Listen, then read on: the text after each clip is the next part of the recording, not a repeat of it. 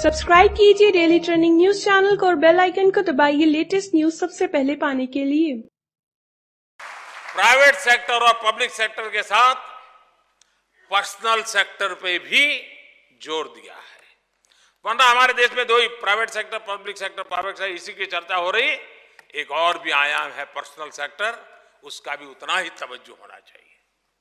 Personal sector जो लोगों की पर्सनल एस्पिरेशन से जुड़ा हुआ है, और इसलिए ये सरकार ऐसे नौजवानों को हर संभव मदद दे रही है जो अपने दम पर कुछ करना चाहते हैं, अपने सपने पूरा करना चाहते हैं।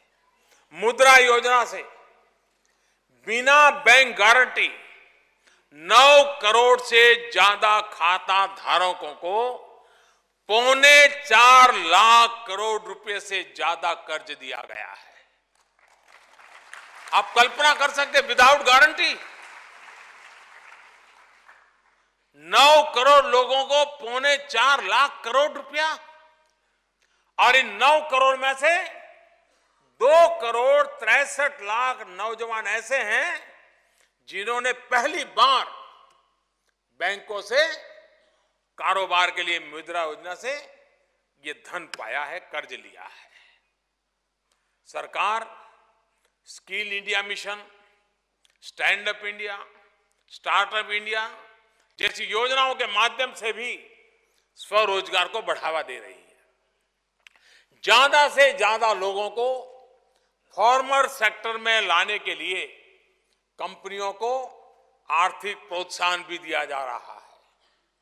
साथियों, फॉर्मल सेक्टर में एम्प्लॉयमेंट के कुछ इंडिकेटर्स को देखें तो मार्च 2014 के अंत में ऐसे 3 करोड़ 26 लाख कर्मचारी थे जो सक्रिय रूप से एम्प्लॉयज प्रोविडेंट फंड ऑर्गेनाइजेशन में हर महीने पीएफ का पैसा जमा करा रहे थे। ये आंकड़ा याद रखना। पिछले 3 साल में यह संख्या बढ़कर के 4 करोड़ 80 लाख पहुंच गई है। कुछ लोग शल्य यह भी भूल जाते हैं कि बिना रोजगार बढ़े ये संख्या कभी बढ़ती नहीं है। साथियों, हम सारी योजनाओं को उस दिशा की तरफ ले जा रहे हैं जो गरीब, निम्न मध्यम वर्ग और मध्यम वर्ग की जिंदगी में क्वालिटेटिव चेंज लाए। जन धन योजना के तहत अब तक 30 करोड़ से ज्यादा गरीबों के बैंक अकाउंट खोले जा चुके हैं। उज्ज्वला योजना के तहत 3 करोड़ से ज्यादा महिलाओं को मुफ्त गैस कनेक्शन दिया जा चुका है। लगभग 15 करोड़ गरीबों को सरकार की बीमा योजनाओं के दायरे में लाया गया है। कुछ दिन पहले ही हर गरीब को मुफ्त बिजली कनेक्शन देने के लिए सौभाग्य योजना की शुरुआत की गई है।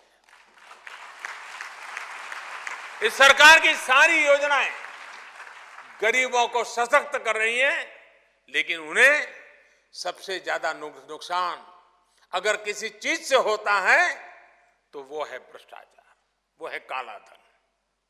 भ्रष्टाचार और काले धन पर रोक लगाने में आपके संस्थान और देश की कंपनी सेक्रेटरीज की बहुत बड़ी भूमिका है।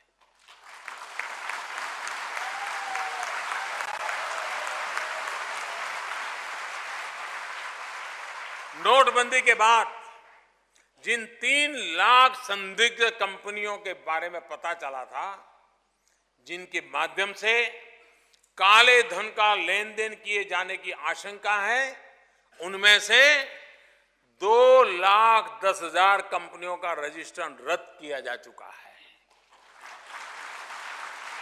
हमारे देश में एक कंपनी भी अगर बंद करो ना तो काले झंडों के जुलूस निकलते हैं। 2,10,000 किया, कुछ समाचार ही नहीं आ रहा है, न कोई मोदी का पुतला जला रहे हैं। यानी कितनी झूठी दुनिया चली होगी, आप कल्पना कर सकते हैं। मुझे उम्मीद है कि शैल कंपनियों के खिलाफ इस सफाई अभियान के बाद डायरेक्टरों में भी जागरूकता बढ़ेगी और इसके असर से कंपनियों में पारदर्शिता भी आएगी और आप उस भूमिका को बहुत अच्छी तरह से निभाएंगे।